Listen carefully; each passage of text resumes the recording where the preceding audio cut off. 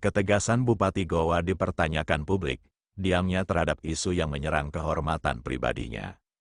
Ketua DPP LSM Gempa Indonesia, Amiruddin, SHK Rank Tinggi, menilai berbagai langkah ketegasan yang ditunjukkan Bupati Goa, Husniah Talenrang, terhadap aparatur pemerintah maupun pelaku usaha di Kabupaten Goa akan terus menjadi sorotan publik selama isu dugaan perselingkuhan yang menyeret nama Bupati Goa belum tempuh jalur hukum.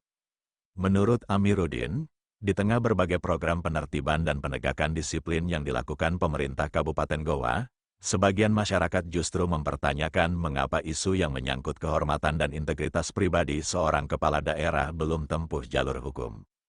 Publik saat ini menilai bahwa ketegasan terhadap bawahan maupun pelaku usaha tidak boleh menutupi persoalan yang dianggap lebih sensitif, yakni beredarnya tuduhan dugaan isu perselingkuhan yang selama ini ramai diperbincangkan di media sosial maupun ruang publik. Jika tuduhan itu tidak benar, maka harus dibuktikan melalui mekanisme hukum agar masyarakat mendapatkan kepastian, tegas Amiruddin.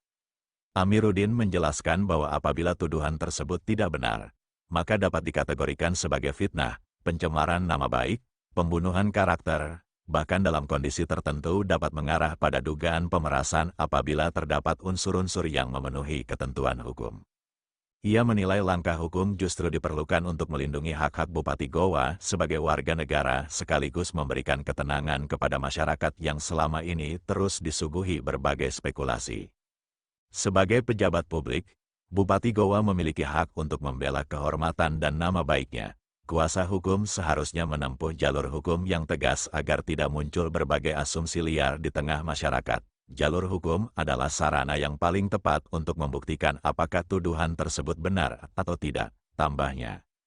Dalam perspektif hukum positif Indonesia, penyebaran tuduhan yang menyerang kehormatan seseorang dapat dikenakan ketentuan pidana apabila memenuhi unsur-unsur tindak pidana. Dalam KUHP lama, UU Nomor 1 Tahun 1946, pencemaran nama baik diatur dalam Pasal 310 dan Pasal 311.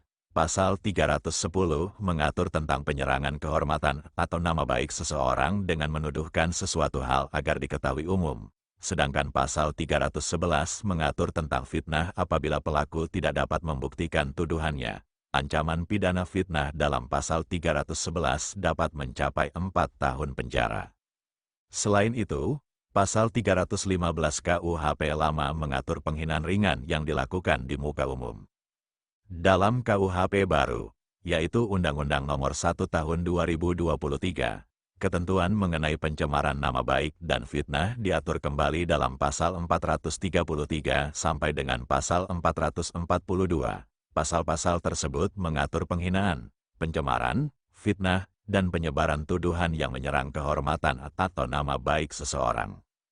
Apabila tuduhan disebarkan melalui media elektronik atau media sosial, maka dapat pula dikaitkan dengan ketentuan Undang-Undang Informasi dan Transaksi Elektronik, UU ITE, khususnya Pasal 27 A Junto Pasal 45 Ayat 4, yang mengatur perbuatan menyerang kehormatan atau nama baik orang lain melalui sistem elektronik. Menurut Amiruddin, langkah hukum yang jelas akan memberikan manfaat bagi semua pihak. Jika tuduhan tersebut tidak benar, maka pelaku penyebaran tuduhan dapat dimintai pertanggungjawaban hukum. Sebaliknya, apabila terdapat fakta hukum yang berbeda, maka seluruh proses pembuktiannya harus dilakukan melalui mekanisme hukum yang berlaku, bukan melalui opini di media sosial. Rakyat Goa membutuhkan kepastian hukum, bukan saling tuding. Karena itu saya mendorong agar semua pihak yang merasa dirugikan menggunakan jalur hukum yang tersedia. Dengan demikian, masyarakat memperoleh kejelasan dan tidak terus-menerus disuguhi isu yang berpotensi memecah belah masyarakat, tutup Amiruddin. Penjelasan hukum penting 1, apa itu opini WTP?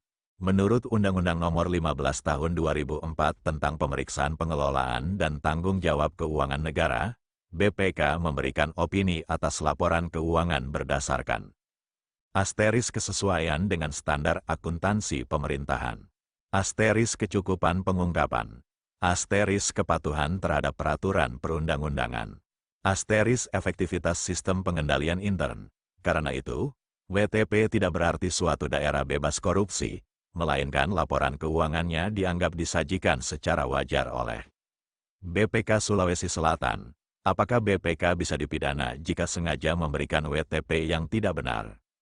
Jika secara hipotetis dapat dibuktikan ada oknum pemeriksa atau pejabat yang menerima suap, gratifikasi, atau menyalahgunakan jabatan dalam proses audit, maka dapat dijerat dengan UU Nomor 31 Tahun 1999 Jo, UU Nomor 20 Tahun 2001 tentang Pemberantasan Tindak Pidana Korupsi.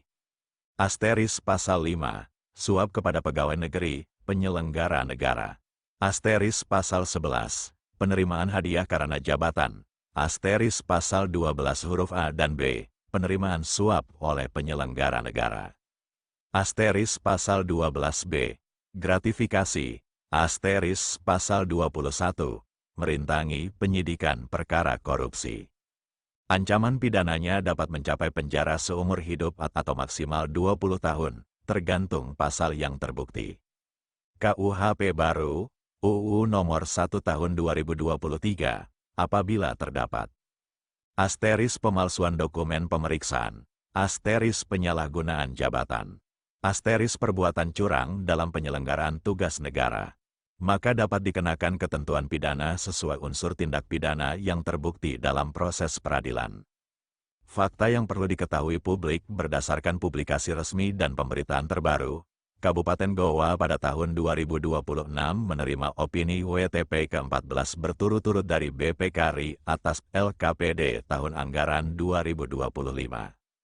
Namun secara hukum, raihan WTP tersebut tidak menghapus kemungkinan adanya tindak pidana korupsi apabila kemudian ditemukan alat bukti yang cukup oleh KPK, Kejaksaan, atau kepolisian. Itu sebabnya banyak daerah di Indonesia yang pernah meraih WTP tetapi pejabatnya tetap diproses hukum ketika ditemukan unsur korupsi tutupnya.